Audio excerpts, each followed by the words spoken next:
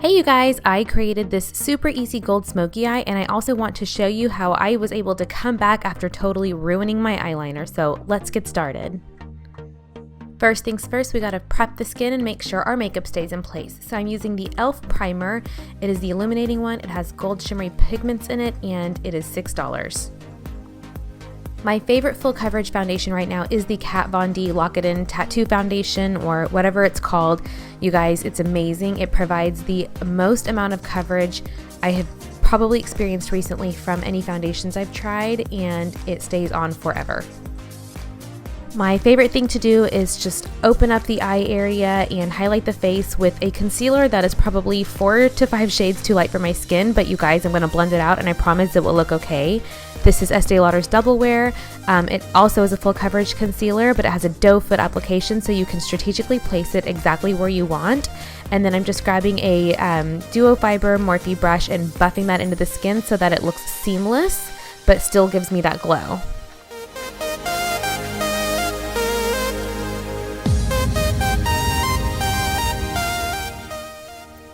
Once I feel like this is all starting to blend in and look really smooth, I'm going to grab my NYX concealer palette. This is a holy grail product for me. I love it. I think everyone should own it, and I'm just going to go in and use this to contour my face. So I'm grabbing a Sonia Kashuk foundation brush, and I'm taking the darkest color in the concealer palette, and I'm starting to carve out my cheekbones.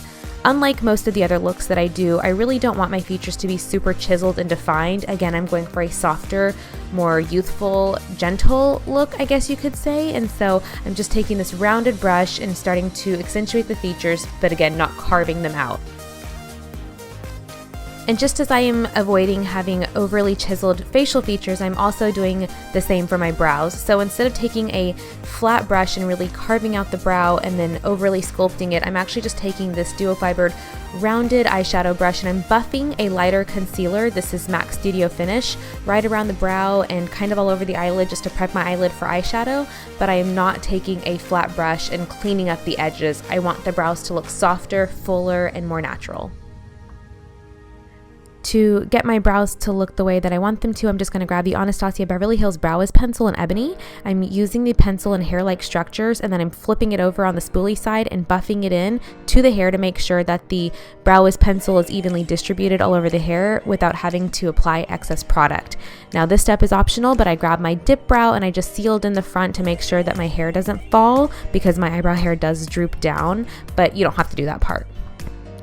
Now, I originally started this eyeshadow look wanting to have a very light, blown out, soft looking eye. So I grabbed the NYX Jumbo Pencil in Milk and I dabbed that on the eyelid, and then I grabbed the eyeshadow brush that I used to buff out the concealer around my brows with, and I buffed out the Milk pencil. I started to feel like it wasn't light enough, so I went back in and added another layer, but you can add as much as you want until you reach your desired intensity of opacity in the white. And for this eyeshadow look, we are going to only be working from this Morphe palette. It is the 35O palette that was sold out forever. The second it came back in stock, I went online and bought it. And so I'm just grabbing that lighter color that I showed you and buffing that all over the lid. And then I'm taking a MAC 225 and I'm starting to create the crease with this more warmer chestnutty color. And then I'm going to go back over it with this cooler tone to kind of make sure that blends into the original lighter color that we put down. The key to any eyeshadow look is layering your crease colors.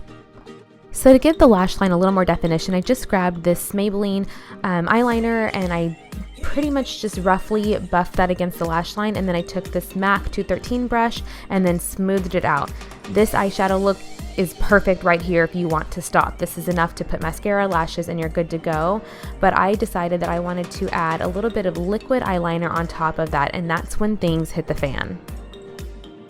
So I'm sure many of you can relate because I just started out innocently applying my liquid eyeliner, creating a really small tiny cat eye, and I was super satisfied. But when I went to do the other eye, things got out of hand. I blinked, my line was too thick, my eyes were uneven, the top looked super jagged, and the more I tried to fix it, the thicker my line got. And instead of having a meltdown and wiping off all my eyeshadow, I was like, I know how to fix this. So I grabbed the darkest concealer from that NYX palette and this MAC fluffy eyeshadow brush, and I just started to diffuse that top crooked line.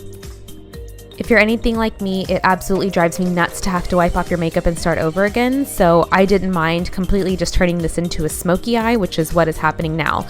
So after I blended out that concealer, I just patted this chocolate colored eyeshadow right on top of it to set our now smoky eye in place, and I buff that in, make sure it looks really even, and I don't take it up too high in the crease, and then I go over the inner 1/3 with this beautiful shimmery gold color just to give that inner eye area a little pop. But voila, there you go. Now we have a completely new eye look. Since we layered shadow on top of the eyeliner we initially put down, I'm just kind of going back over that line, smudging it out and making sure that the black is still the darkest color that you see, and that's the color that you see on top. And I just pop on a couple quick coats of mascara, and also notice that I don't have any makeup on the bottom of my eye. I wanted to leave that bare on purpose, but I did use lower mascara. And just to give the under eye area a little more pop, I use the Maybelline Age Rewind concealer, and I buff that in anywhere that I want to be just a little more bright. And then I set the under eye area with the Ben Nye Banana Powder and a MAC 225 brush. I swear by this powder because it does brighten, but it does it in a very natural way. And just to finish off the skin, I dust the MAC Mineralized Skin Finish Powder in medium deep on all the areas that we didn't highlight with the Ben Nye Banana Powder. I have to contour every single day. There's not a day that goes by that I don't. I am not a fan of strobing, and so I just reached into my Anastasia Beverly Hills palette and started to contour, but very lightly. And then to give my skin a highlight, I just went in with the gold eyeshadow from the Morphe palette, and I popped that on the high planes of my face, the tip of my nose, right above my brow, and I went back in with the banana powder right underneath my contour just to clean it up a little bit because I felt like it looked a little muddy, but you don't have to do this. And just to give my lash line a little more definition, I popped on these Ardell Wispy lashes. These are my favorite lashes for every day because the band is really thin and they're basically weightless. And so if you're doing makeup on someone who doesn't normally wear lashes, this is a great pair to go with. And then I fill in any patches in my eyeliner with my NYC liquid eyeliner.